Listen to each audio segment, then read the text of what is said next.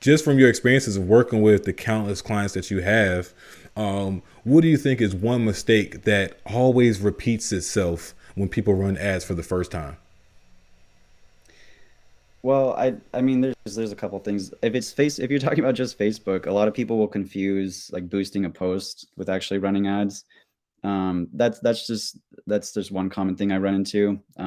Running an actual ad campaign is much different than just boosting a post. Um, but that's the larger thing that I think people should understand is like it does take testing. Um, I remember when a lot of people were still trying to kind of figure out like how do we do Facebook ads for motivated sellers? And I remember talking to a lot of marketers and a lot of just the kind of general feeling that I had was everyone was kind of looking like they're all looking for like that one ad to rule them all, right? Like that one picture, that one ad, like, and then that's how you do it, right? And you just need to know that one system and then that'll get you results. Well, that's not the way things work. Like I keep saying, it involves testing. So what happens is it doesn't matter the platform. This could be Google pay-per-click, this could be Facebook, this could be Instagram, but whatever platform you're running ads on or doing marketing on, it doesn't even have to be paid traffic.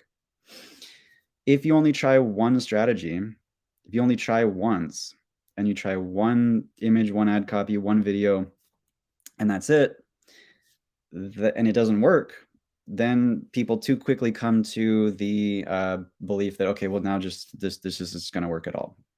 That it did, for whatever reason, I tried it, it didn't work, and that's just because they didn't do enough testing. When I test something, for example, in Facebook, there's a tool called Dynamic Creative, and Facebook didn't used to have this years and years ago. It was something new that they added maybe like 2.5 years ago, 2 years ago, or something like that.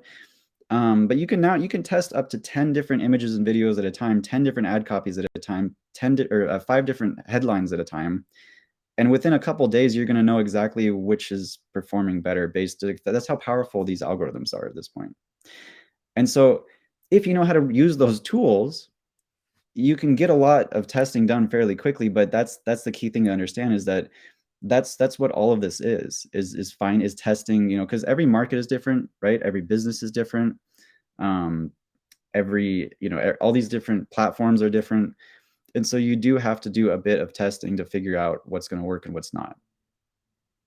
Yeah, definitely going to have to do a lot of testing, and that can be that can be tricky, right? Because it can also be again defeat like diminishing on a person's pockets, one, and on their mindset, just to kind of see this thing not working and not working.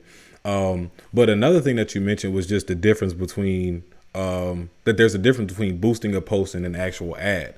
What are some of the main differences? Because again, I'm over here boosting social media posts and thinking like, oh, okay, this is a good ad. Or I was like, okay, this doesn't work. And I'm thinking, let me just change the audience and edit things this way, but it's still not necessarily running an ad. So what's like the biggest difference between boosting a post on social media and actually creating an ad and running that ad? So you could call boosting a post an ad if like it's still technically an ad. It's just how you are. It's just that it's not really a campaign. So what you're Mm, doing basically when you're boosting a post is you are selecting a specific, like for example, Facebook. We'll go to Facebook again. I mean, you can do this. Obviously, you can do this with other platforms, but what you're doing is you're selecting. Okay, what is the kind of target audience that I would like to show this to, right? And what is the kind of interest they may have, right? mm-hmm. And you're just showing that post to that one audience, but the objective is only just to have that post seen by more people. There isn't really, unless you have something tied to that post, it doesn't go much farther than that. So with a campaign, you are doing what's either called a conversion campaign or a lead generation campaign. Usually, at least within the real estate space. And this is where you are trying to get actual leads to submit via a form or to go to your website and submit and to have that all tracked on the back end so that Facebook campaign on its own. And so it's different than just having a single post, push it out there, get more people to see it. There's just so much more that you can do with Facebook, for example. I mean, you can also run messaging campaigns where people are sending messages, responding to it directly to your inbox. You can run engagement campaigns where the goal is solely to get more engagement on the ad. There are campaigns where you're solely running a campaign just to get more traffic, right, without the lead generation or the conversion objective. So there's a lot more that you can do within the actual business manager account when you build that out for your business. All right, what's up, millionaire? So I know I shared this once, maybe even twice, but here's the third time. So I'm really starting to lose faith in business cards. And the reason why is because every time I get about 500 business cards, I use about 100, 150, and my business has changed. Whether the website has changed or just things are just changing, especially when you're a new entrepreneur. I've been in entrepreneurship just under 5 years. So, things are still changing. You're optimizing, you're getting new websites, getting new Instagram accounts, and your business card really expires. So what I learned and what I love now is Popple, right? I have a Popple card right here in my pocket. And what I love about it is it's a physical card that I can put my logo on.